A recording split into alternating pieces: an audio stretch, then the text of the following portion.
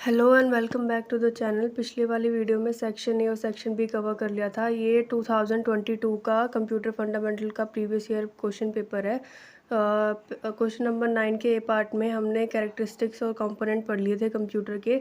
अभी हम कैरेक्टरिस्टिक पढ़ेंगे डिटेल में क्या होते हैं। Memory, automation, reliability, versatility, intelligence, accuracy, speed, ये इसके कैरेक्टरिस्टिक्स हैं। तो स्पीड पहला कैरेक्टरिस्टिक है speed. A computer works with much higher speed, सबसे ज़्यादा हाई स्पीड में काम करता है। एक्यूरेसी के साथ में सारे मैथमेटिकल कैलकुलेशन परफॉर्म करता है। कंप्यूटर कैन ये आधा कट गया है। वैसे इसका कहने का मतलब है कि जो कंप्यूटर है वो मिली सेकेंड्स में, नैनो सेकेंड्स में आपको आउटपुट जनरेट करके दे देता है। तो सेकेंड है आपका एक्यूरेसी, कि कंप्यूटर कभी गलत नहीं होता है, हमेशा आपको 100% एक्यूरेसी के साथ रिजल्ट देता है। अगर आपने इनपुट गलत दिया है तो ऑफ कोर्स वो आउटपुट गलत ही देगा, लेकिन अगर इनपुट सही दिया है तो वो आपको आउटपुट भी एकदम करेक्ट देगा। इंटेलिजेंस मतलब क्या होता है, computer can perform millions of task और calculation with the same consistency and accuracy. आप अगर कंप्यूटर को काफ़ी सारे टास्क दे दोगे करने के लिए या फिर कैलकुलेशन दे दोगे तो वो आपको सारा जो काम है आपको आउटपुट एकदम एक्यूरेट देगा और एकदम कंसिस्टेंसी के साथ देगा। ये नहीं कि एक आउटपुट में इतना टाइम लगा दिया, कंसिस्टेंसी के साथ आपको जल्दी से जल्दी आउटपुट देगा। और it doesn't feel any fatigue और लैक ऑफ कंसंट्रेशन। कभी उसको फटीग मतलब कि वो टायर्ड नहीं होता है बिल्कुल भी, और उसका कंसंट्रेशन नहीं हटता है। और इसके पास memory, it's memory also make it superior to that of human being से ज़्यादा उसके पास आई क्यू तो वो ज़ीरो है, लेकिन जो मेमोरी है वो बहुत ज़्यादा है उस। क्यों? क्योंकि ह्यूमन माइंड कम स्टोर कर सकता है चीज़ें, और जो कंप्यूटर का मेमोरी स्टोरेज पावर है बहुत ज़्यादा है। वर्सेटिलिटी क्या होती है? Versatility refer to the capability of a computer to perform different kinds of work with the same, मतलब कि अलग अलग काम को एक सेम एक्यूरेसी के साथ कर सकता है।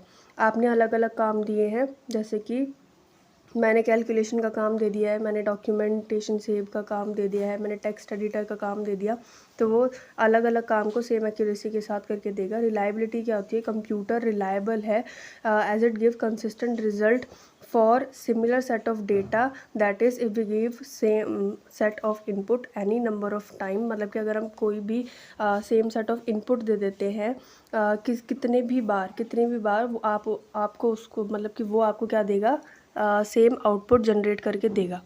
ठीक है। ऑटोमेशन क्या होता है? Computer performs all the task automatically. जो कंप्यूटर है जो आपका काम ऑटोमेटिकली परफॉर्म करता है, जो कि performs task without manual intervention. Manual intervention का मतलब है कि हाथ से करा हुआ काम, कि जैसे अगर हमें कोई बड़ी सी कैलकुलेशन दे दी होती है तो हम कॉपी पेन लेके बैठ जाते हैं उसको सॉल्व करने के लिए, लेकिन जो कंप्यूटर है वो ऐसा नहीं करता है। तो अगला है memory. Computer has built in memory called primary where it stores data. Computer के अंदर प्राइमरी मेमोरी होती है जहाँ पे डेटा स्टोर होता है, और सेकेंडरी मेमोरी होती है जो कि रिमूवेबल डिवाइस होती है, मतलब कि आप उसको बाहर निकाल सकते हो और अंदर लगा सकते हो, जैसे कि डीवीडी हो गए, सीडीज़ हो गई, पेन ड्राइव हो गई, ये भी आपका डेटा स्टोर करती है। कंपोनेंट ऑफ कंप्यूटर क्या हुआ? कंप्यूटर क्या है? एक इलेक्ट्रॉनिक डिवाइस है जो कि डेटा को एक्सेप्ट करता है, ऑपरेशन परफॉर्म करता है और आपको रिजल्ट देता है, और स्टोर करता है डेटा को या रिजल्ट को अगर ज़रूरत पड़ती है तो। ठीक है। और ये कॉम्बिनेशन है हार्डवेयर और सॉफ्टवेयर रिसोर्स का, जो कि आपस में मिले हुए हैं, integrated together and provide various functionalities to the user को फंक्शनैलिटीज़ प्रोवाइड करते हैं दोनों मिलके। हार्डवेयर क्या है? एक फिजिकल कंपोनेंट है कंप्यूटर का, जैसे ये प्रोसेसर, मेमोरी डिवाइस हो गया, मॉनिटर, कीबोर्ड, ये क्या है? आपके हार्डवेयर जो कि आप छू सकते हो। ठीक है। सॉफ्टवेयर क्या होता है? सॉफ्टवेयर डिवाइस क्या होता है? एक सेट ऑफ प्रोग्राम होता है जो कि कंप्यूटर के अंदर होता है, वो आपको और instruction that are required by the hardware resources to function properly. ठीक है। ये है आपका कंपोनेंट्स ऑफ कंप्यूटर क्या होते हैं? ये बेसिकली 3 तरह के होते हैं और 3 बहुत इंपॉर्टेंट कंपोनेंट होते हैं। सबसे पहला होता है input unit, central processing unit जिसको सीपीयू बोलते हो, और आउटपुट यूनिट। यहाँ डायग्राम में देख सकते हो आप कि ये काम कैसे करता है, कि इनपुट कहाँ जाता है आपका और आपका आउटपुट कैसे निकलता है।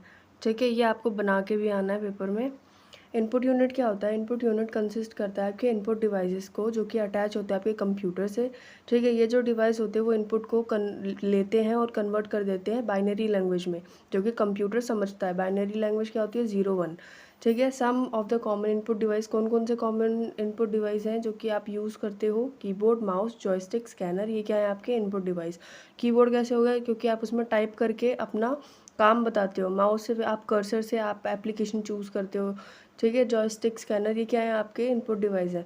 सेंट्रल प्रोसेसिंग यूनिट क्या है कि जब इंफॉर्मेशन एंटर करती है कंप्यूटर के अंदर इनपुट डिवाइस के द्वारा, तो जो प्रोसेसर है वो उस पर प्रोसेस करना शुरू कर देता है।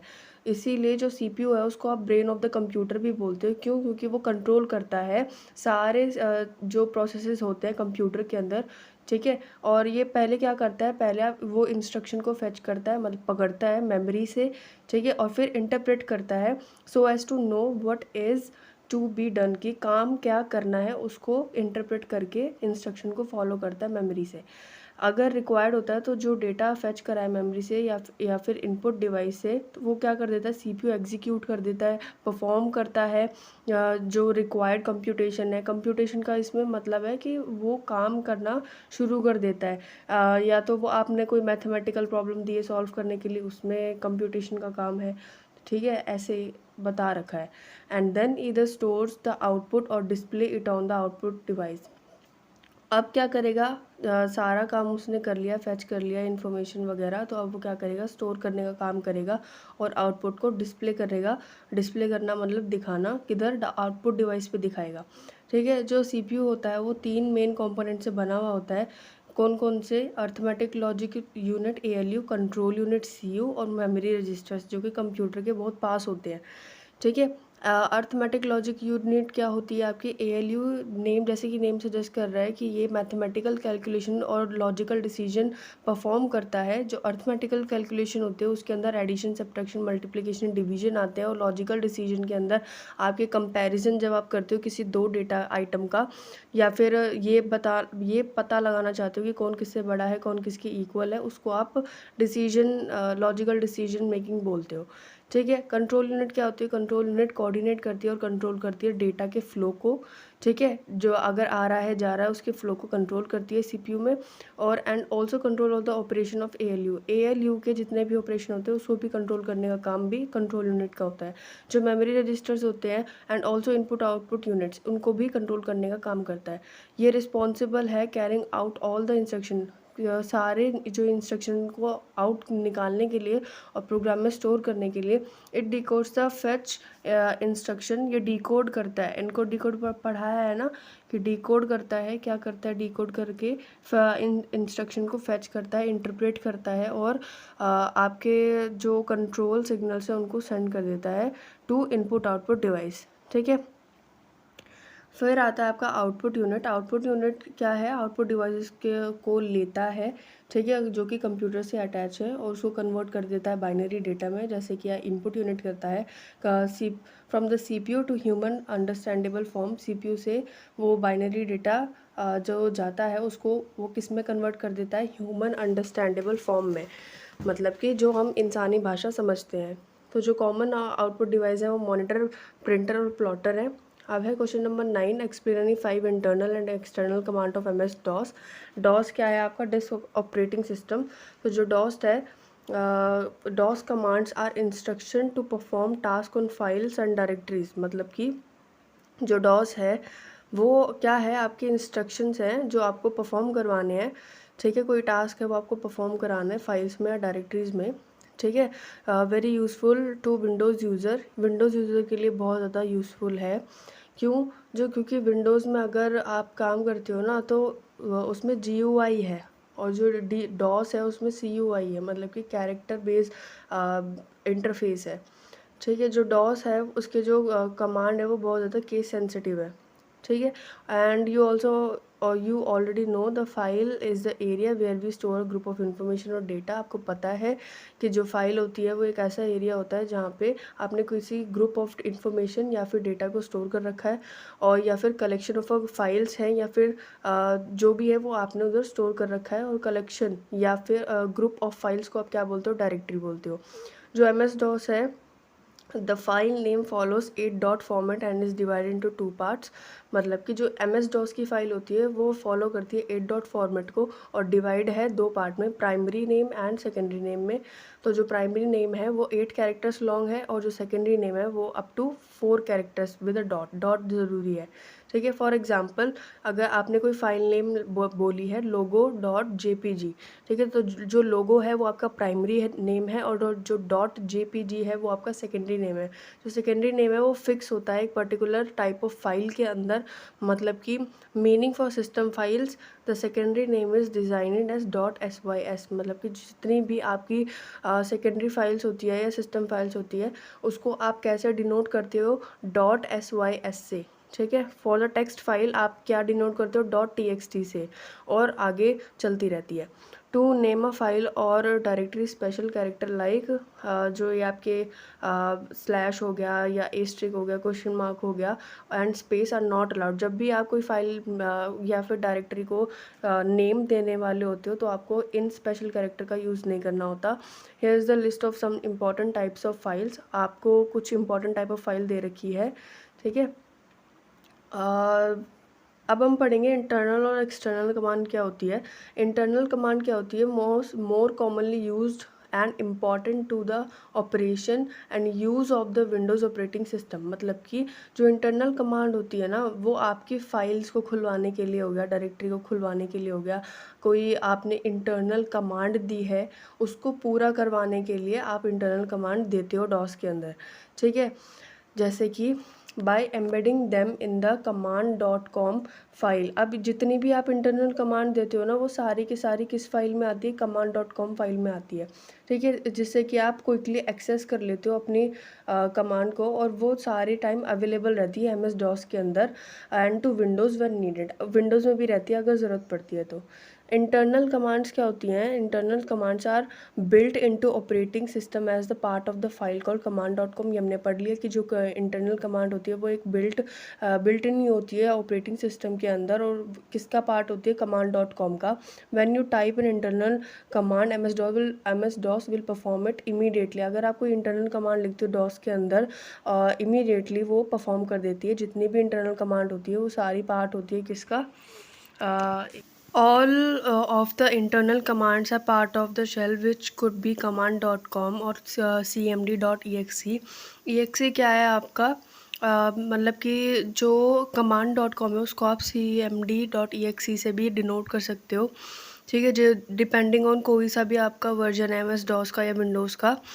ठीक है, तो इसमें ये कहना चाहता है जो आपकी इंटरनल कमांड्स है and are not separate files on the hard drive as long as you can open a command like command line you can run any of the internal command including with your version of MS-DOS। इसका बस इतना कहने का मतलब है जो आपकी internal command होती है वो आप कहाँ से, एक तो आती है command.com से और आपको याद रखनी है उसका जो सेकंड होता है उसको cmd.exe भी बोलते हैं।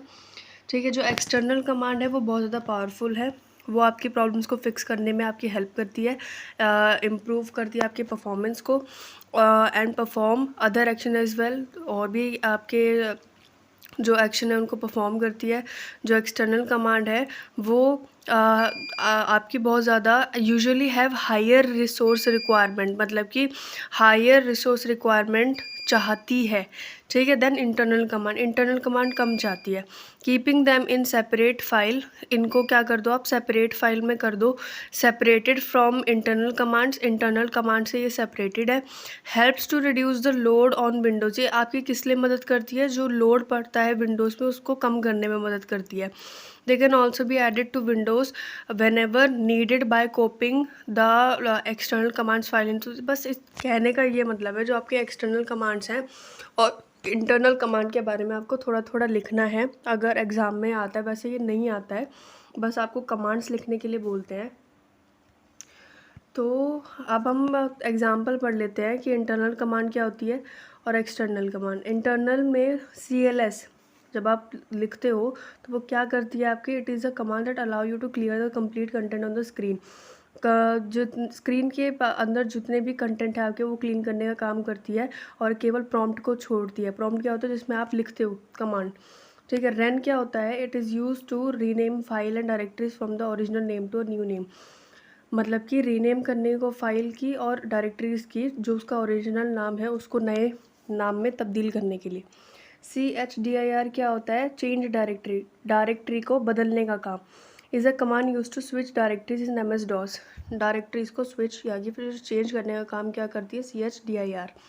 फिर है मतलब कि CH मतलब चेंज, DIR मतलब डायरेक्टरी। ठीक है। एग्जिट क्या होता है? जो एग्जिट कमांड होती है वो is use to withdrawal from the currently running application and the MS-DOS session. जैसे कि नाम सजेस्ट कर रहा है एग्जिट, तो ये एग्जिट करने का काम करती है। कोई भी आपकी रनिंग एप्लीकेशन है उसको विड्रॉल कर लेगी, एग्जिट कर लेगी। ठीक है। डिलीट क्या होती है? Delete is a command use to delete files. Computer के अंदर जो फाइल्स है आपकी उसको डिलीट करने का काम करती है। ये क्या है? आपकी इंटरनल कमांड्स है। कॉपी क्या होती है? कॉपी आपको अलाउ करती है एक से ज़्यादा फाइल या फिर किसी जो डायरेक्टरी है उसको कॉपी करने के लिए टू एन ऑल्टरनेट लोकेशन, किसी और लोकेशन को पेस्ट करने के लिए। ठीक है। एक्सटर्नल कमांड क्या होती है? Del tree. डेल ट्री क्या होता है? Short for delete tree. Del tree is a command use to delete files and directories permanently from the computer. Computer के अंदर परमानेंटली फाइल और डायरेक्टरीज को हटाने का काम करती है एक्सटर्नल कमांड। जो ट्री होता है वो आपको अलाउ करता है यूज़र को to view or listing of files and folder in an easy to read the listing.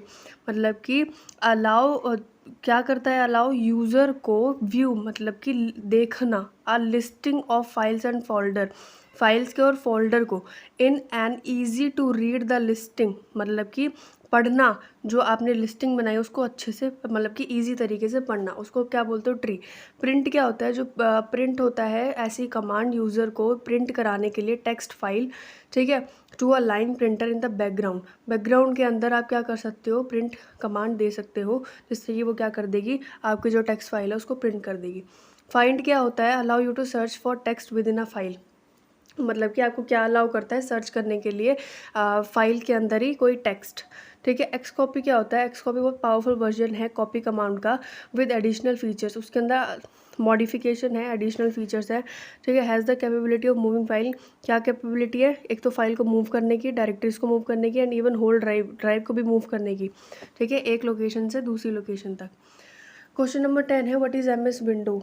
क्या है MS विंडो? MS विंडो क्या है? एक ऑपरेटिंग सिस्टम है जिसके अंदर क्या है? ग्राफिकल यूज़र इंटरफेस है। मतलब कि उसके अंदर सिंबल है और एप्लीकेशंस हैं, साइन है। ये आपका ग्राफिकल यूज़र इंटरफेस होता है। ठीक है। जो कि इनेबल करता है यूज़र को इंटरनेट यूज़ करने के लिए, डेटा यूज़ स्टोर करने के लिए और कम्युनिकेशन को शेयर करने के लिए अदर से। ठीक है। अलग अलग जगह पे या फिर अलग अलग लोगों पे। The idea was to move beyond the regular operating system and give user more innovation. मतलब कि जो आइडिया है इसको हटाने के लिए रेगुलर ऑपरेटिंग सिस्टम को, वो बहुत ज़्यादा इनोवेशन है। क्योंकि पहले हमारा CUI चलता था, कैरेक्टर बेस्ड इनोवेशन। तो इसको हटा के GUI लेके आया गया। तो before Windows Microsoft user were resorting to the MS-DOS operating system. मतलब कि विंडोज़ से पहले क्या चलता था आपका? MS-DOS पे काम चलता था, ऑपरेटिंग सिस्टम है MS-DOS। ठीक है। जो टर्म है विंडोज़ की, came in and this operating system allow user to do multiple task simultaneously. क्योंकि कमांड वाले में जो हमारा था डॉस, उसमें केवल कमांड लिखते थे और केवल एक ही टास्क एक ही टाइम पे रन होता था। लेकिन इस वाले में क्या होता है कि जो विंडोज़ है आपका माइक्रोसॉफ्ट, वो है आपका क्या? GUI based. GUI बेस्ड है तो इसमें एक से ज़्यादा टास्क, मल्टीटास्किंग आप कर सकते हो। ठीक है। अनदर रीज़न क्या है? No trademark. एक भी ट्रेडमार्क नहीं है। ठीक है। कोई कुछ भी आप खोलते हो उसके लिए ट्रेडमार्क नहीं है। There are many version of this operating system that came and went. बहुत सारे वर्जन है और इस ऑपरेटिंग सिस्टम के जो कि आए और चले गए। हिस्ट्री समझ लो माइक्रोसॉफ्ट विंडो की। विंडोज़ 1.0। ठीक है। जो माइक्रोसॉफ्ट है began with their interface manager in 1983, but the first version of the window came out in the November। पहला वर्जन कब आया? नवंबर 1985 में। तो the system had a pure operating environment. पूरा ऑपरेटिंग इन्वायरमेंट था विद उसके अंदर क्या था? और ग्राफिकल यूज़र इंटरफेस था। The graphics were very simple but were a new thing for the user. नई चीज़ थी यूज़र के लिए। ठीक है। ग्राफिक बहुत सिंपल था लेकिन नई चीज़ थी, क्योंकि पहले क्या था? CUI था कि केवल लिखते लिखते थे। This version allowed limited multitasking एक तो इस वाले वर्जन ने क्या कर दिया, लिमिटेड मल्टीटास्किंग कर दिया, ठीक है, but there was a lot of scope for improvement के बहुत सारे स्कोप थे जहाँ पे लिमिटेशंस निकल रही थी। विंडो 2.2 लेके आया, तो जो सेकंड वर्जन है विंडो का वो आया दिसंबर में 1987 में, ठीक है। ये जो this had an operating environment of 16 bit graphical user interface, ये क्या है, 16 बिट ग्राफिकल यूज़र इंटरफेस लाया गया, ठीक है। इसके अंदर क्या था, control panel was first seen in this version, control panel पहली बार देखा गया इस वर्जन में, एंड सोवर MS वर्ड और एक्सेल भी पहली बार देखा गया। तो जो यूज़र है वो able to overlap application in multitask mode, ज़्यादा से ज़्यादा काम इस पर करा गया एक ही समय पर।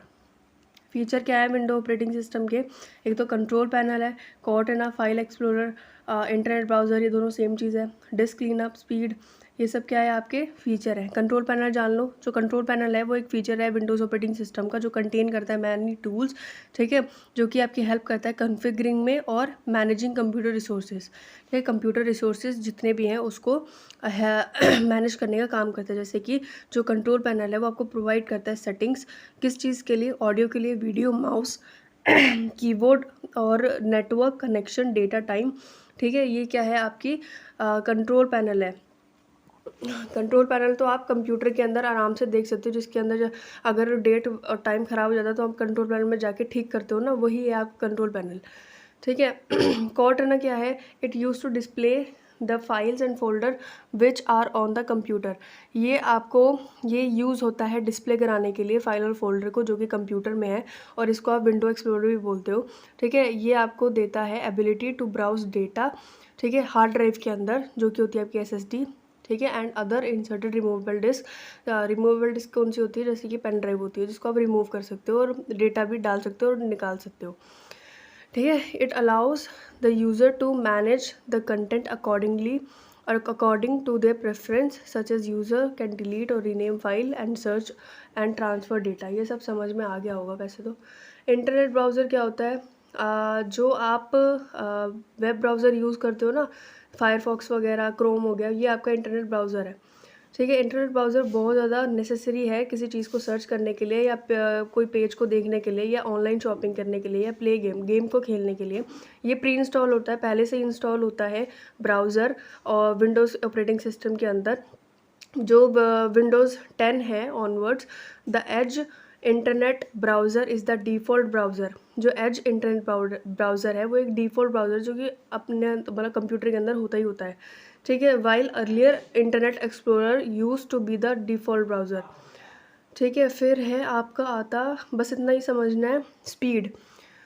स्पीड में भी आप सब जानते हो जो स्पीड होती है किसकी, जिसकी हम बात करें विंडोज़ ऑपरेटिंग सिस्टम की, वो बहुत ज़्यादा होती है। तो ये मैंने लिख दिया पैराग्राफ, इसको आप पढ़ लेना। डिस्क क्लीनअप क्या होता है कि जब आपकी बहुत सारी फाइल्स वगैरह भर जाती हैं तो उसको क्लीन करने के लिए, जब स्पेस ख़त्म हो जाता है उसको क्लीन करने के लिए हम क्या करते हैं, डिस्क क्लीनअप, ठीक है। One of the major task of an operating system is to perform cleanup operation. किसी भी ऑपरेटिंग सिस्टम का मेजर टास्क क्या होगा कि उसके अंदर क्लीनअप ऑपरेशन कैसे किया जा रहा है। तो जो डिस्क क्लीनअप होता है वो फीचर है विंडोज़ ऑपरेटिंग सिस्टम का जो कि यूज़ होता है डिस्क को फ्री अप स्पेस करने के लिए, जो जितना स्पेस घिरा हो उसको डिलीट करने के लिए, जो बेकार की फाइल्स है उसको डिलीट करने के लिए, जो टेम्प्रेरी फाइल्स है जिनकी रिक्वायरमेंट नहीं है उनको डिलीट करने के लिए। It helps increase the system performance, एक तो सिस्टम की परफॉर्मेंस बढ़ जाती है और जो आपका स्पेस है वो खाली हो जाता है, जिससे कि आप नए प्रोग्राम्स और डॉक्यूमेंट्स बना सकते हो। एडवांटेज डिसएडवांटेज क्या है, एक तो यूज़र फ्रेंडली है, ठीक है, आराम से आप पता लगा सकते हो कौन सी चीज़ कहाँ है। फिर है कॉम्पैटिबल है सॉफ्टवेयर एप्लीकेशंस के लिए, बहुत ज़्यादा extensive hardware support for various devices, ठीक है, रेगुलर अपडेट मिल जाती है आपको, सिक्योरिटी मिल जाती है, familiarity and widely use operating system, मतलब कि हर कोई आजकल ये ऑपरेटिंग सिस्टम यूज़ कर रहा है। फिर आता है 10 का बी पार्ट, आपको कंट्रोल पैनल और टास्क बार में डिफरेंस बताना है। तो जो कंट्रोल पैनल है वो एक सेंट्रलाइज्ड लोकेशन है विंडोज़ ऑपरेटिंग सिस्टम के अंदर, जहाँ पे आप बहुत सारी सेटिंग्स और कॉन्फ़िगरेशन देखते हो, जिसके अंदर आपको काफ़ी सारे ऑप्शन मिलते हैं किसी चीज़ को ठीक करने के लिए। और जो टास्क बार है ऑन द अदर हैंड वो हॉरिजॉन्टल बार है, वो नीचे मिलता है आपको। जब आप स्क्रीन खोलते हो अपनी तो उसके नीचे आपको हॉरिजॉन्टल टाइप में जो मिलता है वो टास्क बार होता है, ठीक है। Located at the bottom of the screen that displays the start menu, वो आपको क्या दिखाता है, स्टार्ट मेन्यू। ओपन एप्लीकेशन को खोलने का काम करता है। एंड सिस्टम नोटिफिकेशन, और ना जो नोटिफिकेशन आती है वो भी वहीं आती हैं। Allowing you to switch between task, और आपको क्या करता है, अलाउ कर देता है कि आप एक टास्क से दूसरे टास्क पर जा सकते हो, ठीक है। In short the control panel deals with system setting, मतलब कि सिस्टम की सेटिंग को काम करता है कंट्रोल पैनल। क्योंकि कंट्रोल पैनल क्या था, जहाँ पे आप अपने डेट टाइम वगैरह ये सब चीज़ ठीक कर सकते हो। जो टास्क बार है वो आपको क्विक एक्सेस दे देता है कि आप एक एप्लीकेशन से दूसरी एप्लीकेशन पे जा सकते हो।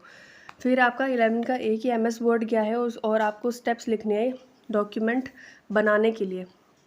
तो जो MS वर्ड है वो एक वर्ड प्रोसेसिंग प्रोग्राम है, और आपको अलाउ करता है क्रिएट करने के लिए सिंपल से सिंपल डॉक्यूमेंट भी और कॉम्प्लेक्स बड़े से बड़े डॉक्यूमेंट भी, ठीक है। जहाँ with Office 365 you are able to download the application to your hard drive, आप आराम से वो एप्लीकेशन डाउनलोड कर सकते हो हार्ड ड्राइव में।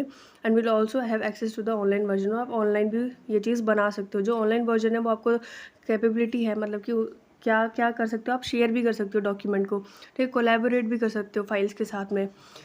और जो प्रोग्राम है आपका, the program can work on multiple platform, ये नहीं कि एक ही जगह पर काम करेगा, मल्टीपल प्लेटफॉर्म पर भी काम कर सकता है। जैसे कि विंडोज़ हो गया, मैक ऑपरेटिंग सिस्टम हो गया, स्मार्टफोन हो गए, टैबलेट हो गए, इन पर भी वो काम करेगा। फिर है और क्या क्या चीज़ कर सकता है MS word, traditional option like copy cut paste ये कर सकता है। हेडर, जो हेडिंग होती है आपकी, या फुटर्स होते हैं, या पेज फॉर्मेटिंग होता है, अलाइनमेंट होता है ना कि आपको राइट साइड लिखना है, सेंटर में चाहिए या लेफ़्ट साइड चाहिए, वो कर सकता है। आपके मेल और या फिर लेटर को मर्ज कर सकता है, एनवेलप को मर्ज कर सकता है, लेबल को।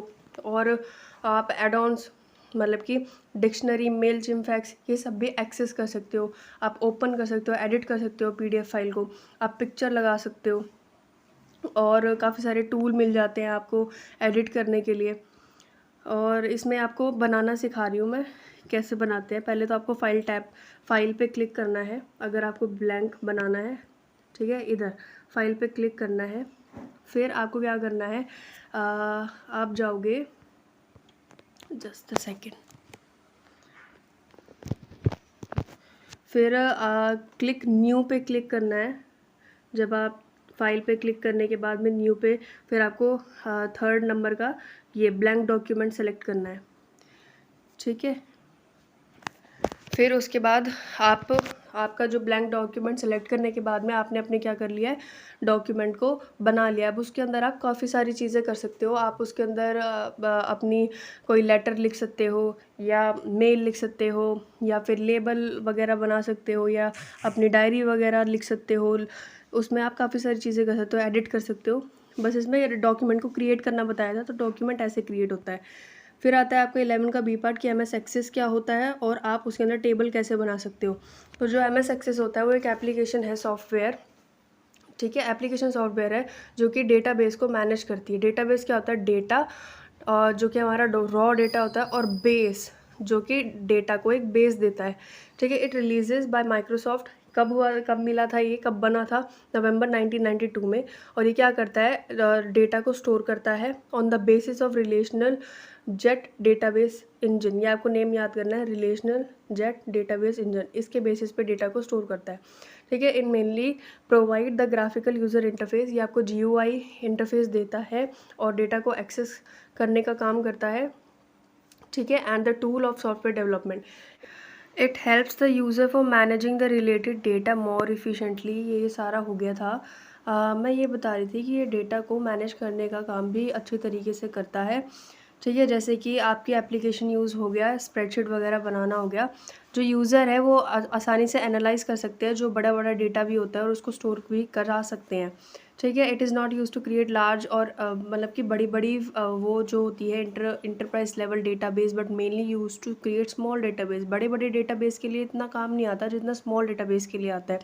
डेटाबेस क्या बताया था, वो डेटा और उसका बेस क्या है, वो कहलाता है आपका डेटाबेस, ठीक है। जो लार्ज डेटाबेस है उसके लिए माइक्रोसॉफ्ट आपको प्रोवाइड कराता है SQL सर्वर, ठीक है, जो कि डेटाबेस इंजन है। इसके यूजेस पढ़ लो। Following are the important use of Microsoft Access. Those user who have a basic knowledge of computer can easily create and manage the database in Access. मतलब कि वो यूज़र जिनको बेसिक नॉलेज है computer की वो आराम से ये चला सकते हैं MS Access। और जो ये सॉफ्टवेयर प्रोग्राम है which can be use in school, जो कि स्कूल में भी काम होता है शेड्यूल बनाने के लिए, टीचर के हो गए या शेड्यूल वाइज हमारी बुक्स कौन सी होंगी उसका शेड्यूल वगैरह सब इसी में बनता है। ठीक है। Any user can easily insert the data in the database. कोई भी यूज़र आसानी से डेटा के मतलब डेटा लिख सकता है MS Access के अंदर। ठीक है, ये यूज़र फ्रेंडली है। और जो MS Access है वो रिपीटिव टास्क भी आसानी से परफॉर्म कर सकता है मैक्रोज की मदद से। ठीक है। Any user can access the data और इन्फॉर्मेशन क्विकली। बहुत क्विकली आप डेटा और इन्फॉर्मेशन ले सकते हो कमांड्स की मदद से। फीचर्स देख लो क्या है। Any user can easily create the framework, जो कि टेबल्स कहलाते हैं। आप उसको आसानी से बना सकते हो, स्टोर करा सकते हो डेटा इन्फॉर्मेशन को डेटाबेस में। और इसके अंदर एक टेल मी फंक्शन होता है MS Access के, जो कि आपको अलाउ करता है क्वेरी क्रिएट करने में, टेबल रिपोर्ट या फॉर्म मतलब ये सब इजीली बनाने में आपकी मदद करता है। कोई भी यूज़र जो भी है वो आराम से इजीली इंपोर्ट कर सकता है इन्फॉर्मेशन को, जो कि इन द क्रिएटेड टेबल, जो टेबल क्रिएट हो चुकी है MS Access में from the other application of Microsoft. Other application की मदद से आप क्या कर सकते हो, इंपोर्ट करा सकते हो इन्फॉर्मेशन जो आपने MS Access में टेबल बनाई है। अब table the user who work with MS Access can easily create a report. आप रिपोर्ट भी अच्छे से बना सकते हो अगर आप MS Access करते हो तो। ठीक है। फॉर क्रिएटिंग अ रिपोर्ट बनाने के लिए user need to click on the report wizard. आपको रिपोर्ट विज़ार्ड का एक आइकन मिलेगा टूल बार के अंदर, उसमें आपको क्लिक करना है रिपोर्ट बनाने के लिए। ठीक है। One of the important feature, पहला जो सबसे ज़्यादा इंपॉर्टेंट है वो क्या है, MS Access का फॉर्म बनाना। ठीक है। अनदर इम्पॉर्टेंट फीचर कौन सा हुआ, टेम्पलेट बनाना। ठीक है। User can use the template which are available in software in MS Access।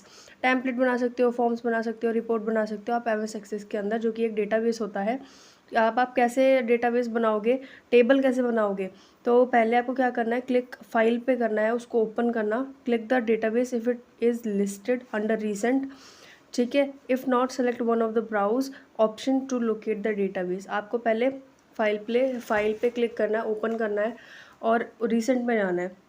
ठीक है। इन ओपन डायलॉग बॉक्स आपने जब ओपन कर दिया तो आपको डेटाबेस सेलेक्ट करना है जो आपको ओपन करना है, फिर ओपन पे क्लिक करना है। फिर आपको क्रिएट टैब करना है और उसमें in the tables group click table group में दे रखा होगा टेबल, उस पर आपको क्लिक करना है, क्रिएट करना है। A new table is inserted in the database. अब आपकी जो टेबल है वो आ चुकी है। ये मैंने साइड में वर्जन्स दे रखे हैं कि माइक्रोसॉफ्ट एक्सेस के कौन कौन से वर्जन है, आप ये ऐप ऐड कर सकते हो। फिर DBMS क्या होता है और उसकी characteristic. Data can be stated as nothing but raw fact and figure. Data आप ऐसे बता सकते हो कि एक रॉ फैक्ट और फिगर है जो कि ऑर्गेनाइज नहीं है, अनऑर्गेनाइज मैनर में आपको दे रखा है। ठीक है। जैसे कि एग्जांपल है एप्पल हो गया, कार हो गया, ये नंबर हो गए, वो क्या हो गए, are you able to come to any, कोई कंक्लूजन पे आ रहे हो कि आप इसको ये बता सकते हो कि हाँ मैंने ये इसलिए लिखा है। ठीक है। कोई मीनिंग आपको पता लग रही है कि ये जो स्ट्रिंग और नंबर दे रखा है उसका कोई मीनिंग पता लग रहा है, नहीं। तो the reason is simple, these are just random fact string, जो कि ये क्या है, एक रैंडम फैक्ट है, स्ट्रिंग है और नंबर दे रखे हैं। Yes they do have some meaning, हाँ इसका कोई मतलब होता है कि आपको एप्पल पता है ये स्ट्रिंग है। ठीक है। और ये जो नंबर दे रखा है वो आपको पता है कि ये नंबर है और एक स्ट्रिंग दे रखी है ना। DBMS is a database plus some program that help us to manage that database. जो DBMS है वो है क्या है, डेटाबेस है, प्लस में आपको थोड़े प्रोग्राम मिल जाते हैं जो कि मैनेज करते हैं डेटाबेस को। ठीक है। जो DBMS है वो क्या है, एक software, we can say that जो डेटाबेस मैनेजमेंट सिस्टम है आपका, जो DBMS है ये एक collection of logical related data है। लॉजिकल रिलेटेड डेटा जो कि एक मीनिंग निकालता है। ठीक है। And the programs that are use to modify the data, और वो प्रोग्राम जो कि आप यूज़ करते हो मॉडिफाई करने के लिए डेटा को। Some of the example of most commonly use DBMS are MySQL, Oracle, और जो ये PostgreSQL है उसमें आप ये क्या है, आपके डेटाबेस इंजन है जो कि आपकी मदद करते हैं बड़े बड़े जो डेटाबेस होते हैं उन पर काम करने के लिए। इन्फॉर्मेशन क्या होती है, जो डेटा प्रोसेस्ड होता है, ऑर्गेनाइज होता है और प्रेजेंट होता है एक स्ट्रक्चर वे में, उसको आप इन्फॉर्मेशन कहते हो। Information can be very useful various process, बहुत यूज़फुल है अलग अलग प्रोसेस के लिए। फॉर एग्जांपल एक इन्फॉर्मेशन है about average score of a player in T20 format of cricket, मतलब कि एक एवरेज स्कोर दे रखा है प्लेयर का T20 में, क्रिकेट में, may have a huge impact on the player selection, मतलब कि बहुत ज़्यादा ह्यूज इम्पैक्ट बनाएगा एक प्लेयर के सिलेक्शन के लिए टीम में। And also he she might play on the day of the match, और वो बिल्कुल जाहिर सी बात है कि वो उसमें भी खेलेगा, मैच में भी खेलेगा। Prediction generated using the mathematical tool of statistic. अब क्या होता है, हम प्रिडिक्शन लगाते हैं कि ये जीतेगा या हारेगा, एक किसकी फॉर्म में, स्टैटिस्टिक की फॉर्म में, ठीक है, या प्रोबेबिलिटी की फॉर्म में, हाँ या ना, ठीक है। Are all based of the information of the past के बेसिस पे आप क्या निकालते हो, इन्फॉर्मेशन निकालते हो कि ये जीतेगा या हारेगा। अगर उसकी बुरी प्रैक्टिस होगी तो वो हार जाएगा, बेस्ट प्रैक्टिस होगी तो वो जीत जाएगा। इसी तरीके से आप प्रोबेबिलिटी निकालते हो या स्टैटिस्टिक निकालते हो, नॉट जस्ट द प्रिडिक्शन ही नहीं। Information is very useful for taking immediate action. जो इन्फॉर्मेशन है वो आपको इमीडिएट एक्शन लेने में भी बहुत मदद करती है। फॉर इंस्टेंस, जैसे कि the information of region of state wise sales of a product. एक रीजन है, उसमें क्या हो रहा है, स्टेट वाइज सेल हो रही है एक प्रोडक्ट की, एक पर्टिकुलर कंपनी शो के लिए, ठीक है। द रीजन वेयर जो सेल है वो लो है, अगर एक रीजन में, the company can identify the region for low sales. वो जो कंपनी है वो आइडेंटिफाई कर सकती है कि ये रीज़न हुआ इस लो सेल के लिए, और उसको इम्प्रूव कर सकती है उस एरिया में, ठीक है। डिफरेंस बिटवीन, आपको क्या करना है, डेटा और इन्फॉर्मेशन में डिफरेंस पता होना चाहिए। For simple understanding we can say that name, roll number and percentage are all about data, ठीक है। जो आपका नेम हो गया, रोल नंबर हो गया, परसेंटेज हो गया, वो आपका क्या हो गया, डेटा हो गया। But a report card of a student which has name, roll number and percentage of marks, मतलब कि एक रिपोर्ट कार्ड के अंदर अगर एक स्टूडेंट का नेम, रोल नंबर, परसेंटेज लिखी गई है एक सिस्टमैटिक, एक ऑर्गेनाइज मैनर में, उसको आप क्या बोलोगे, इन्फॉर्मेशन बोलोगे, ठीक है। Let us understand with the help of a simple example. एक सिंपल एग्जांपल लेते हैं। What can you come up with the following raw pieces of string. ये आपको स्ट्रिंग दे रखी है, उसको आपको बताना है कि इससे आपको क्या इन्फॉर्मेशन मिल रही है। नंबर, रोहन 14, 92.34, कुछ भी पता नहीं लग रहा, नथिंग। हाउएवर वी, अब अगर ये चीज़ आप रिपोर्ट कार्ड में देखोगे तो आपको कंक्लूड हो जाएगा कि जो नेम ऑफ द स्टूडेंट है वो रोहन है, रोल नंबर है उसका 14, और जो उसने कितना स्कोर किया, 92%, ठीक है। फिर आता है आपका कैरेक्टरिस्टिक, कि इसके कैरेक्टरिस्टिक्स क्या होते हैं। रियल वर्ल्ड एंटिटी है, one of the most important and easy to understand characteristic of DBMS, क्योंकि ये वो रियलिस्टिक है, वो आपको रियल चीज़ें दिखाता है, इसीलिए क्या है, वो रियल वर्ल्ड एंटिटी है। जो DBMS है, has been designed in such a way that it can cater the need of huge business organisation. जो DBMS है वो डिज़ाइन ही ऐसे तरीके से हो रखा है कि जो बड़े बड़े बिजनेस ऑर्गेनाइजेशन है वो अपना बड़ा बड़ा डेटा स्टोर करा सके और उसमें ऑपरेशन करा सके, ठीक है। Database can store things like cost of, जो डेटाबेस है वो काफ़ी सारी चीज़ें स्टोर कर सकता है, जैसे कॉस्ट ऑफ वेजिटेबल हो गया, cost of different brands of bread हो गया, etcetera. Self explaining nature, self explaining nature कैसे, द जो DBMS है वो कंटेन करता है एक डेटाबेस को, along with that it's also, जो DBMS होता है वो डेटाबेस तो कंटेन करता ही है, लेकिन उसके साथ में एक मेटा डेटा, जो कि उसका डेटा का भी डेटा होता है, उसको आप क्या बोलते हो, मेटा डेटा। जैसे कि नीचे दे रखा है, जो मेटा डेटा होता है is the data about data, data के बारे में डेटा, उसको आप क्या बोलते हो, Meta data. For example, in DBMS for a particular school, the total number of rose in the database and what is the name of each column of the database table. अब उसके अंदर क्या दे रखा है कि एक स्कूल है, उसका जो टोटल नंबर ऑफ रो है ना डेटाबेस के अंदर, और जो नेम है बच्चों का, each column of the database and all such information about the data is meta data. इन दोनों के बारे में जो डेटा आ रहा है उसको आप क्या बोलोगे, मेटा डेटा। जैसे कि इसमें मैंने दे रखा है, पढ़ सकते हो। एटोमिसिटी ऑफ ऑपरेशन, मतलब कि एटोमिसिटी मीन्स जो या तो ऑपरेशन परफॉर्म किया जाएगा या फिर परफॉर्म नहीं किया जाएगा, ठीक है। इंटायरली पूरा परफॉर्म किया जाएगा या फिर नहीं परफॉर्म किया जाएगा, 0% या फिर 100%। जो DBMS होता है वो प्रोवाइड करता है आपको अटोमिक ऑपरेशन, दैट इज क्या ऑपरेशन होएगा या फिर नहीं होएगा, ठीक है, कंप्लीट होएगा या नहीं। This is very useful and important, बहुत यूज़फुल और इंपॉर्टेंट है। आप अंडरस्टैंड कर सकते हो इंपॉर्टेंस ऑफ एटॉमिक ऑपरेशन को with the help of example लेते हैं। For instance, even every bank has its own database. सारे बैंक के पास क्या है, अपने अलग अलग अपने अपने डेटाबेस हैं विद डेटा ऑफ ट्रांजेक्शन, मतलब कि ट्रांजेक्शन होती है, पैसा निकालना, पैसा जमा करना, balance, all other useful information of their customer की इंफॉर्मेशन होती है। तो let us take case of a transaction, एक केस लेते हैं ट्रांजैक्शन का, as it is one of the most commonly seen atomic operation. ये आपका कॉमनली यूज़ है अटोमिक ऑपरेशन के अंदर। ये एग्जांपल है। Here a person Aditi transfer 500 रुपये टू राहुल। 500 रुपये अदिति ने ट्रांसफ़र करे राहुल को by any of the money transfer facility available now. जैसे कि उसने नेट बैंकिंग कर दी 500 रुपीज़ की राहुल को।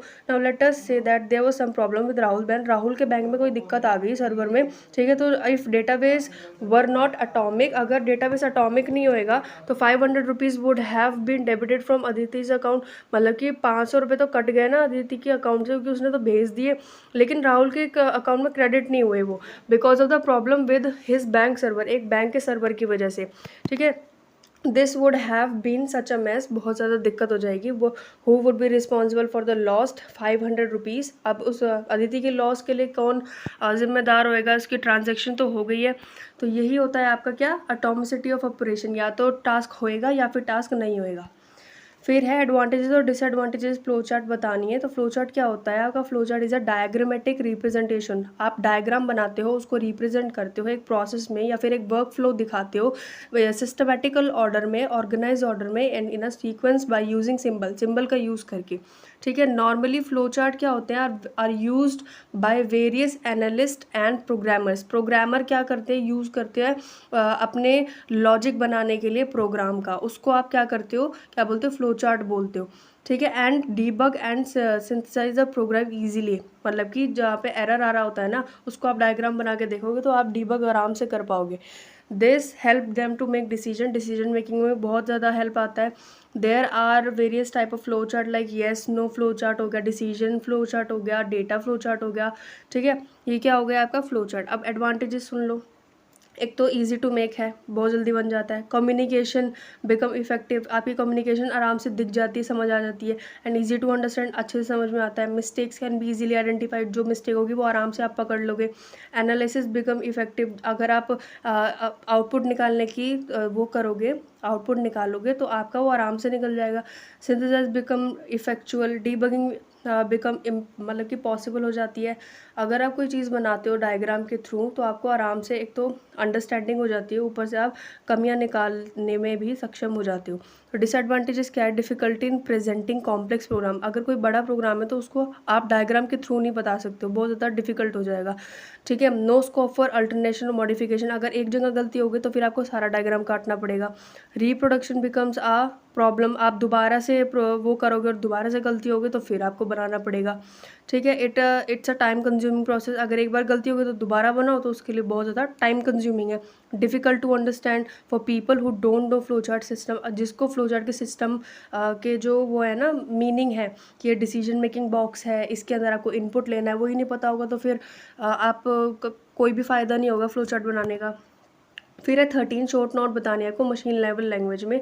तो पहले पिक्चर का देख लो। जो मशीन लैंग्वेज या फिर मशीन कोड होता है उसको आप क्या कहते हो? नेटिव लैंग्वेज होता है, जो कि आप जो CPU होता है हमारा सेंट्रल प्रोसेसिंग यूनिट, वो केवल उसको समझ में आता है, जो कि होता है 0-1 की भाषा, ठीक है। This type of computer language is not easy to understand, इंसान नहीं समझ सकते हैं इसको, क्योंकि ये बाइनरी सिस्टम में होती है, 0-1 की फॉर्म में होती है, तो आप उसको नहीं समझते, ठीक है। जो बाइनरी सिस्टम होता है वो एलिमेंट होता है notation containing only a series of number consisting of 1 and 0 to produce command. Command को देने के लिए भी आपको क्या करना पड़ता है? 0 और 1 के फॉर्म में ही आपको देना पड़ता है, ताकि जो CPU है उसको अंडरस्टैंड कर पाए, प्रोसेस कर पाए और आपको आउटपुट दे पाए। अब इसका समझते हैं। Machine language is a low level language. जो मशीन लैंग्वेज है वो लो लेवल लैंग्वेज है और बाइनरी नंबर या बिट से बनी होती है, that a computer can understand, जो कंप्यूटर समझता है। It is also known as machine code, इसको मशीन कोड भी कहते हैं, ऑब्जेक्ट कोड भी कहते हैं, और ये बहुत ज़्यादा एक्सट्रीमली टफ होता है समझने के लिए, कॉम्प्रिहेंड करने के लिए। The only language that the computer understand, जो एक ही लैंग्वेज है जो कंप्यूटर समझता है वो है मशीन लैंग्वेज। जितने भी प्रोग्रामर्स हैं या प्रोग्रामिंग लैंग्वेज जैसे कि स्विफ्ट हो गया, C++ हो गया, प्रोड्यूस और run programs in machine language, पहले वो मशीन लैंग्वेज में ही रन होते हैं, before they are run on a computer, computer पर रन होने से पहले। When a specific time even the smallest process execute, अगर छोटा सा भी प्रोसेस एग्जीक्यूट होता है तो वो पहले मशीन कोड में ट्रांसलेट होता है। Machine language is transported to the system processor, computer only able to understand, जो कंप्यूटर होता है वो आपको केवल और केवल बाइनरी डेटा ही समझेंगे, ठीक है, क्योंकि ये डिजिटल डिवाइस है। आइकन्स क्या होते हैं? Icons is a small graphical representation of program, छोटे छोटे ग्राफिकल टेशन का क्या है, ये प्रोग्राम है। जैसे कि आप पेंट खोलोगे तो पेंट का आपको ब्रश बना हुआ आ जाता है ना, जिससे कि आपको पता चल जाता है कि ये पेंट है, तो उसी को हम क्या बोलेंगे, आइकन। ठीक है। फीचर और फाइल, व्हेन यू क्लिक और डबल क्लिक एन आइकन, जब आप क्लिक करते हो या डबल क्लिक करते हो आइकन को, द एसोसिएटेड फाइल और प्रोग्राम ओपन, जो जिस पे आपने क्लिक करा है वो खुल जाता है और टास्क परफॉर्म हो जाता है। For example, if you were to double click my computer exam, अगर आप क्या करते हो, माई कंप्यूटर आइकन को डबल क्लिक करते हो तो it would open Windows Explorer, वो विंडोज़ एक्सप्लोरर खोलता है। Icons are computer of GUI operating system, जो आइकन्स होते हैं वो किसके कॉम्पोनेंट होते हैं, ग्राफिकल यूज़र इंटरफेस। ठीक है। जीयूआई ऑपरेटिंग सिस्टम में ये यूज़ होते हैं, क्योंकि जो सीयूआई होते हैं उनमें आप केवल कैरेक्टर लिखते हो, जीयूआई में आप ग्राफिक्स भी देखते हो, including Apple Mac operating system हो गया या माइक्रोसॉफ्ट विंडोज़ हो गया। जो आइकन्स होते हैं बहुत ज़्यादा हेल्पफुल होते हैं आइडेंटिफाई करने में कि आपको कौन सी फाइल या कौन सी चीज़ खोलनी है। ठीक है। जो इमेज होता है वो is an example of my computer, my computer का ही एक एग्जाम्पल है the image. Icon is differently version of Microsoft Windows की जो माई कंप्यूटर की इमेज है ना वो अलग है। हाउ डू आइकन्स वर्क, कैसे वर्क करते हैं, जो image appear as a small picture and is usually selectable, जो सेलेक्टेबल चीज़ें होती है या इमेज अपीयर हो रही होती है उसको क्या करते हो आप, सेलेक्ट कर लेते हो, ओपन करते हो। And it can also be a non selectable image such as companies logo. एक होता है सेलेक्टेबल जिसको सेलेक्ट करके खोल सकते हो, एक होता है नॉन सेलेक्टेबल जैसे कि कोई इमेज हो गई या फिर कोई कंपनी का लोगो हो गया, उसको नहीं खोल सकते हो क्योंकि उसके अंदर कोई भी आपके काम की चीज़ नहीं है, उसके अंदर आप कुछ भी काम नहीं कर पाओगे। When you select N icon with the mouse cursor, जब आप आइकन को सेलेक्ट करते हो माउस कर्सर से, द एसोसिएटेड एप्लीकेशन और वेब पेज ओपन, वो एप्लीकेशन और वेब पेज खुल जाता है। जो नॉन सेलेक्टेबल आइकन्स होते हैं वो आपको इन्फॉर्मेशन प्रोवाइड कर देते हैं उस चीज़ के बारे में जो चीज़ आपने खोली है। जैसे कि आप print icon next to a text box, जो टेक्स्ट बॉक्स में प्रिंट आइकन होता है means you can print the content, मतलब कि आप उसमें कंटेंट को प्रिंट कर सकते हो जो कि आपने टेक्स्ट बॉक्स में लिखा है, तो वो क्या हो गया, नॉन सेलेक्टेबल आइकन हो गया, लेकिन आप उसकी इन्फॉर्मेशन आपको दे दी गई है। पेंट ब्रश क्या होता है, पेंट ब्रश एक टूल होता है जो कि आपको मिलता है इमेज एडिटिंग में या पेंट प्रोग्राम में, that allow user to digitally paint, जो कि यूज़र को अलाउ करता है कि वो पेंट करने के लिए कोई इमेज फाइल जो कि उसने बनाई है। This feature enables user to make edit to an image, image के अंदर एडिटिंग करने के लिए भी काम आता है, like giving a picture a moustache, या पिक्चर को मस्टैश देने के लिए, या फिर क्रिएट समथिंग न्यू, आपने ब्लैंक पेज खोला है उसमें कुछ करने के लिए। The image shows an example of what the paint brush icon looks like in many program. एक जो इमेज शो होती है ना, मतलब कि जो पेंट ब्रश का आइकन है वो अलग अलग प्रोग्राम से अलग अलग दिख सकता है। प्रोम क्या होता है, प्रोम होता है प्रोग्रामेबल रोम, जो कि आप बोलते हो programmable read only memory, computer के memory chip that can be programmed once after, अगर ये बन गई है तो उसके अंदर आप प्रोग्राम केवल एक बार ही लिखोगे। ठीक है। Once the PROM is programmed, जो प्रोम है अगर एक बार प्रोग्राम हो गई तो जो इन्फॉर्मेशन है उसके अंदर वो परमानेंट हो जाएगी, वो आप उसको इरेज नहीं कर सकते हो या डिलीट नहीं कर सकते हो। जो प्रोम है वो पहले डेवलप्ड हुई थी विन टेंसिंग चो में, मतलब कि विन टेंसिंग चो इसके फाउंडर हैं। किधर कब हुई थी, 1956 में। सीडी और डीवीडी क्या होता है, सीडी और जो डीवीडी है, जो सीडी है कॉम्पैक्ट डिस्क है, वो एक ऑप्टिकल डिस्क है that is use to store sound recording. आपने देखिए ना, जो सीडी है कॉम्पैक्ट डिस्क है वो एक ऑप्टिकल डिस्क है जो कि आपको क्या हेल्प करती है, साउंड या recording, music, photograph, video, text file, इन सबको स्टोर कराने का काम करती है, या फिर अलग इन्फॉर्मेशन। जो डीवीडी है are similar in size and shape, दोनों साइज़ और शेप दोनों का सेम है, but use a higher capacity, बहुत ज़्यादा कैपेसिटी अगर आपको चाहिए रिकॉर्ड करने के लिए कोई इन्फॉर्मेशन तो आप डीवीडी लोगे। ठीक है। CD can be use to listen to music, CD आप यूज़ करोगे म्यूज़िक सुनने के लिए, वीडियो देखने के लिए, या फिर फोटो एल्बम डिजिटल करने के लिए, and even store important text file, और टेक्स्ट फाइल है कोई तो उसको भी स्टोर कराने के लिए। When most people here the term CD they think of the music CD recording, जब भी कोई सीडी के बारे में सोचता है तो वो यही सोचता है कि इसके अंदर क्या होगी, रिकॉर्डिंग होगी, म्यूज़िक होएगा। ठीक है। और the some people even refer to them as the modernize version of vinyl records, क्योंकि पहले विनिल रिकॉर्ड्स चलता था तो ये उसको क्या हो गया, मॉडर्नाइज वर्जन हो गया, क्या, सीडी।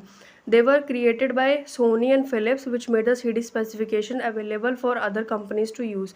किसने क्रिएट करी थी, सोनी और फिलिप्स ने, जिन्होंने सीडी को क्या कर दिया, स्पेसिफिकेशन अब सब जगह अवेलेबल हो गए कोई भी कंपनी उसको यूज़ कर सकती है, resulting in the CD becoming a standard. अब पिछले टाइम की बात करें तो CD क्या हो गई थी, एक स्टैंडर्ड हो गई थी, ठीक है। Initially they were only used for music, केवल म्यूज़िक के बारे में हुआ करती थी। अब DVD क्या होती है, DVD या फिर digital versatile disc is a format that was created to store movies. मतलब कि जो DVD है या डिजिटल वर्सेटाइल डिस्क है वो एक फॉर्मेट है जो कि क्रिएट होती है स्टोर करने के लिए मूवीज़ को, ठीक है, या वीडियो फाइल को स्टोर करने के लिए वो DVD काम आती है। But can be use to store other file भी आप उसमें स्टोर करा सकते हो। जो DVD है are read and used by DVD player found in computer, personal gaming system and dedicated DVD player connected. सारा छोड़ दो, बस इतना ध्यान रखो जो DVD होता है ना उसके अंदर आप अपना सारा वीडियोस और अदर फाइल भी आप क्या कर सकते हो, लार्जर अमाउंट, मतलब कि अगर ज़्यादा MB या GB की है तो आप उसमें स्टोर करा सकते हो, ठीक है। ये सब पढ़ लेना, बस ख़त्म। Thank you so much for watching my video थोड़ी लंबी हो गई बट इट्स ओके। जो सेक्शन C होता है वो बहुत ज़्यादा लंबा होता है, उसको समझाना भी बहुत ईजी नहीं होता। ये वीडियो भी मैंने 7 दिन में बनाई है। So thank you so much, मिलते हैं नेक्स्ट वीडियो में।